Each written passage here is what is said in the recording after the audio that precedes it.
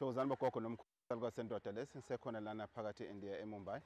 Ngane zakwethu lana namhla siqala ngamasonto njengoba kumsombuluko sindaweni ezihlukahlukene sikhava indawo ezihlukahlukene. Le nkolo lena ke ngane zakwethu ithi ukuhluka kunenkolo yamaNdiya le enijwayele esonta njalo ngolesihlanu. Lana inkolo abakholela kuyo kwiNgilosi ewuJesu.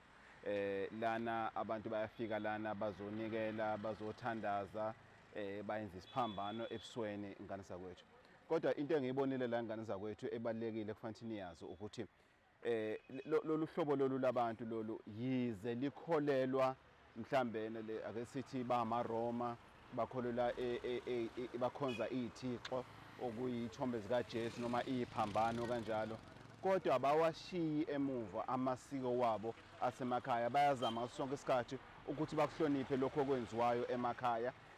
Angeke ubathole bathi ngoba thina sikholelwa kule nkolo lena ethize so ngeke sikwazi ukwenza into ethize. Ngaso sonke isikhathi bayibazame ukuthi hayi ukuthi bathi futhi bayazama sonke isikhathi bayibacicizelele ukuthi into abayenzayo ayilishiyi ithongo ngemuva, ayilishiyi idlozi ngemuva. Bayakholelwa kulokho ngoba banenkolelo ukuthi lo abakholelwa kuyena okuJesu Kristu uzobezwa kanjani uma bona bangasakholelwa kulaba ababalethe emhlabeni, ogogo babo, omkhulu babo, omama babo, obaba babo. Kwesinye isikhathi ushonela udadewenu, ushonela umfowenu, ubekade nikhonzene kakhulu naye, bekade nizwana ngendlela eyisimanga. So namhlanje ke silapho ngane zakwethu ukuthi isalukazi sendoda asisho ukuthi ungayi esontweni, kodwa isalukazi sendoda sithi uma uya esontweni ungabashiyi abakini ngemuva, hamba nabo. Isizathu ngathi inkolo kaShembe ingoba inkolo kaShembe ihambisana ngamashi nesimo sethongo.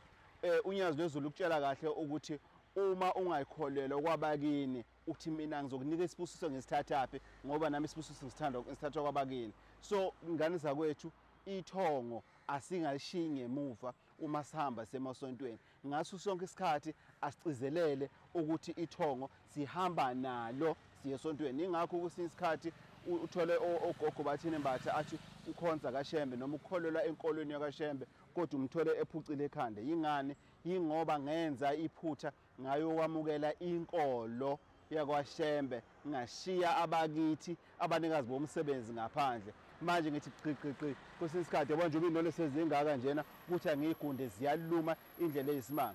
So ngane zakwethu isihloko sanamhlanje sithi uma ukholelwa kulokho okholelwa kukona kodwa ungayishiyi ilokhuzana isisekelo sakini okuyisisekelo sabaphansi okuyisisekelo sethongo. Ngiyacela ingane zakwethu isalukazi sendoda lesi uGogo Bathini Mbatha ngisuka khona eNingizimu Afrika ngilana eMumbai eIndia ngizosikisa ukhiye ngane zakwethu, ngizosikisa ilokho le nkolo leni ngikhumbuza kude kabi ngane zakwethu ngoba inkolo engabhabhadiswa kuyo ilona sonto yokuqala engathi mangikhula nami ngisabanjwa ngesandla abazali abangisakulo iRoman Catholic Church. So ngane zakwethu isalukazi sendoda uGogo Bathini Mbatha, umavula kuvela emzini wamanye amadoda, itechnician yedlozi, i-engineer yomsamo ngane zakwethu. Sizosikisa ukhiye ngane zakwethu sila eNdiya ngane zakwethu, siseMumbai ngane zakwethu.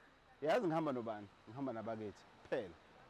Akho umuntu engize naye ukuthi hey masambe siye endaweni ethize, cha, ngihamba nabakithi, ngihamba nethongo. But most importantly ngane zakwethu ngihamba nabakini nani ngoba mina njengoba ngumela lapha endabuko nginesibusiso ngane zakwethu, ngingokhethiwe ngane zakwethu ngoba onke amathongo enu manifika ekhaya aba nami nawo. Mangenza okuhle ahlala nami, mangenza okubi ayahamba abuye sawuzotshela induku. Ngane zakwethu uGogo Bathini Mbatha ngisekhona la eIndia ngane zakwethu, sisayenza nje sihamba sikisokhiye nje, sihamba sikisokhiye nje ngane zakwethu. Please stay tuned 083 533 9183 uGogo Bathini Mbatha ngikhona lana kwala seMumbai eIndia ngane zakwethu. Thokozani bogogo.